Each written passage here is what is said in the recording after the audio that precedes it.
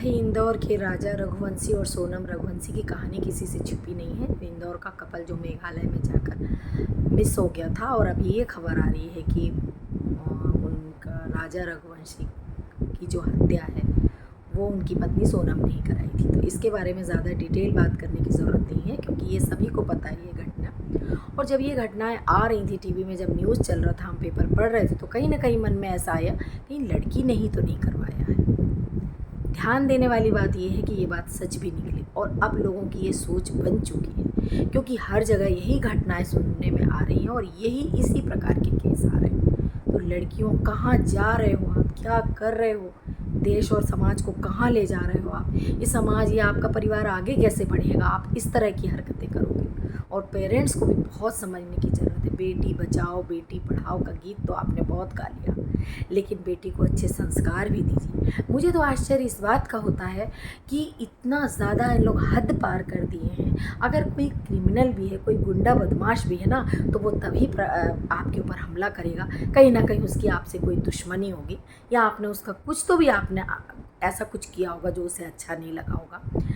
आप तो उन गुंडे बदमाशों से भी बदतर हो गए हो क्योंकि आप किसी ऐसे व्यक्ति की हत्या कैसे कर सकते हो जिसने आपकी ज़िंदगी में कुछ भी बुरा ना किया। सोचने वाली बात है। आप बेटियों को बहुत शिक्षा दे रहे हैं कि बेटा अन्याय नहीं सहना चाहिए। मैं मानती हूँ कि पिछले समय में महिलाओं पर बहुत अत्याचार हुए, बहुत काफ़ी उन्होंने सहन किया, लेकिन इस तरह की घटनाएं तो अमूमन रोज़ ऐसे तब भी नहीं होती थी। तो मैं मानती हूँ कि अगर आपके साथ कोई गलत करता है तो आप उसके लिए आवाज़ उठाएं। न्यायालय है, कोर्ट है, पुलिस है, अरे महिलाओं के पक्ष में तो हर कुछ है। लेकिन आप किसी की हत्या कैसे कर सकती हैं, किसी दूसरे के कलेजे का टुकड़ा आप कैसे छीन सकती हैं, किसी के जीवन का सहारा आप कैसे छीन सकती हैं, उस व्यक्ति को आप कैसे धोखा दे सकती हैं जो जब आपकी सगाई होती है, शादी होती है, वो आप उससे घंटों बातें करती हैं, वो आपको गिफ्ट देता है, मोबाइल दे देता है, आप उसी मोबाइल से बात करते हैं। आप कैसे इतना बड़ा धोखा किसी को दे सकते हैं। आप इंसान नहीं हैं, आप इंसान के रूप में राक्षसीन हैं, राक्षस दैत्य हैं आप। और महिलाओं का ये गुण नहीं है। महिलाएं तो हमेशा से सॉफ्टनेस की मूर्ति रही हैं, वो ममता की मूर्ति रही हैं। दया, करुणा, ममता, अरे कुछ थोड़ा तो अंश बचा के रखो कि आप महिला हैं। अपनी बेटियों को अच्छे संस्कार दीजिए और किसी के साथ नहीं रहना है, आप उसे छोड़ दीजिए। आप शादी के पहले आप भाग सकते थे, इससे बुरा तो नहीं होता ना, इतना बुरा तो नहीं होता ना। आप क्या सोचते हैं कि आप कुछ भी क्राइम करके निकल जाएंगे। आपके सामने में इतने सारे क्राइम्स हुए हैं। वो मुस्कान वाला केस हुआ है, आखिर वो भी पकड़े गए, उन्होंने कितनी शातिर तरीके से घटना को अंजाम, फिर भी पकड़े गए। तो आपका मानसिक स्तर कहाँ जा रहा है, आप कैसे नहीं पकड़े जाएंगे। और अब क्या आपकी ज़िंदगी सुकून से बीत जाएगी।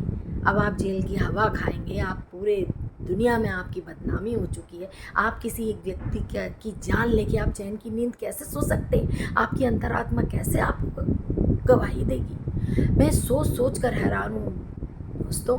मैंने ये वीडियो बिना फ़िल्टर के बनाया है, बिना मेकअप के बनाया है, मैंने फेस वॉश भी नहीं किया। मैं लेटी हुई थी, मेरी तबीयत थोड़ी ठीक नहीं थी, थ्रोट में थोड़ा इन्फेक्शन है, ट्रिप से आया जब से गला ख़राब है।